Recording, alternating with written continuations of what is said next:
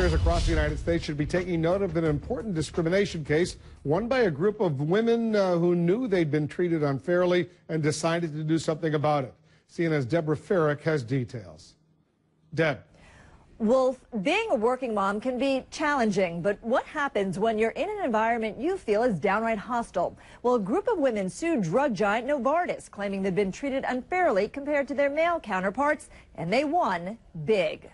Oh my gosh, it's so cute. Don't let the baby talk fool you. Amy Velez and Holly Waters were both top sales representatives working for the international drug giant Novartis. Oh, wow. Until, that is, they decided to have families. When I was fired, I couldn't believe it. I mean, that was just a slap in the face. And I just couldn't believe, being the #1 rep, I was making my manager the most money. Waters was 7.5 months pregnant at the time, and like Amy Velez, had believed she had a future at the company. Prior to pregnancy, my reviews were great. A federal jury this week found the company guilty of gender discrimination, a judge ordering Novartis to pay $250 million in punitive damages to some 5,600 female employees. Were you given the same opportunities as men at the company?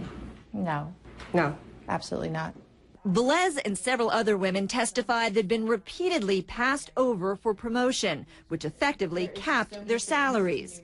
Novartis says it has a zero-tolerance policy when it comes to sex bias, and at trial, a number of female employees testified they were treated well by the company. Still, lawyers in the class action suit showed male managers there systematically discriminated against female sales reps, routinely passing women over for promotion or derailing their careers when they became pregnant. A lot of the women that they were pushing out of the company were in fact top performers. What were some of the reasons that the men were giving? What were some of the reasons the managers were giving? The problem with the company is that there's simply too much discretion in the hands of a predominantly male managerial force.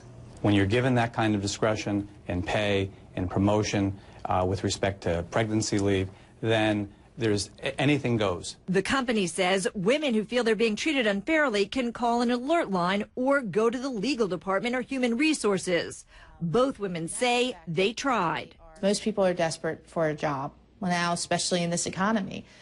But if you crossed a manager and they so desired, they would get rid of you, one way or the other. Novartis released a brief statement saying it plans to appeal, but otherwise they wouldn't comment on the case. At trial, their lawyers disputed the women's stories. As for the women, both have found new jobs in sales, and both say they're happy and being treated well by their new managers. Wolf. Deborah Farrick, thanks very much. Deb Farrick in New York. Remember, you can always